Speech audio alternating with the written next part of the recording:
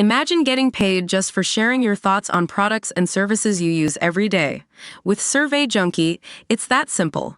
Click on the link in the video description to discover how you can start earning today by taking surveys. Sergei Bobrovsky turned the puck over on the first shift and recovered.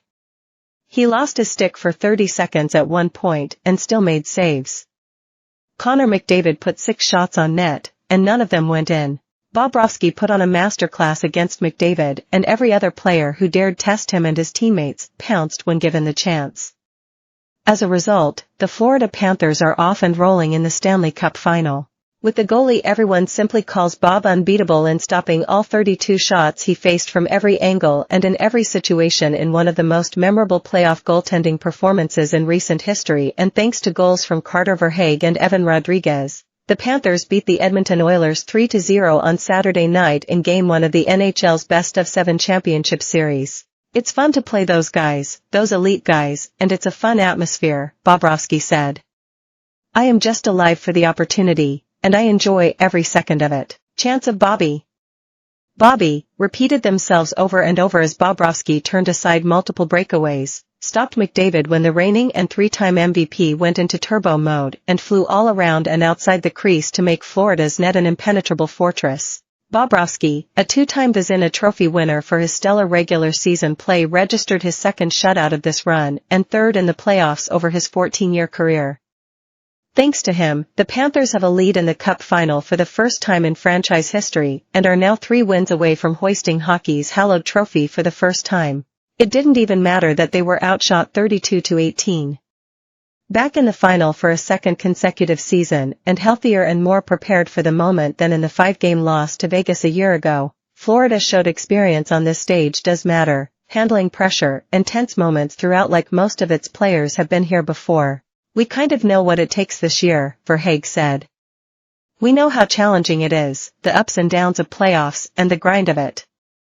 I think that makes us more equipped this year." The goals by Verhaeghe and Rodrigues came on the first 5 shots on net against Edmonton's Stuart Skinner, who was left out to dry by a slow backcheck and a lost race to the puck. Skinner, who has had his ups and downs this postseason and whose play looked like the biggest question in the series, was hardly to blame for either one. "Lots to like," McDavid said.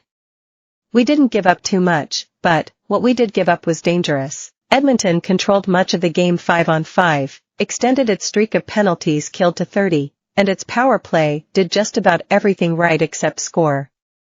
Despite all that, the Oilers find themselves trailing in this core group led by McDavid and Leon Draisaitl's first appearance in the final.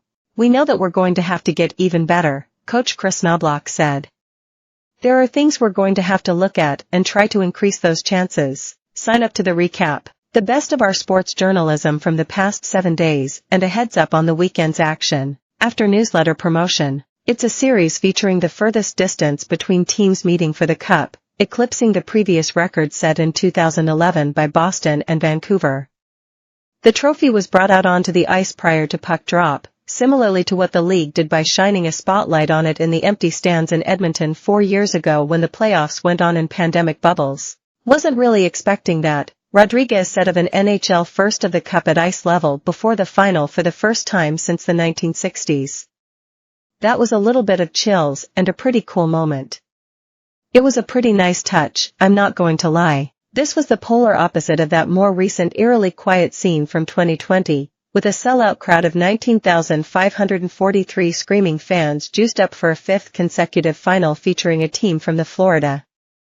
While 20 playoff games have been played in Canada over the past 20 seasons, this was the 22nd in the Sunshine State over that time. Another is set for Monday when these teams return for Game 2. "It's a long series," Bobrovsky said. "We're going to reset, refocus, and get ready for the next fight."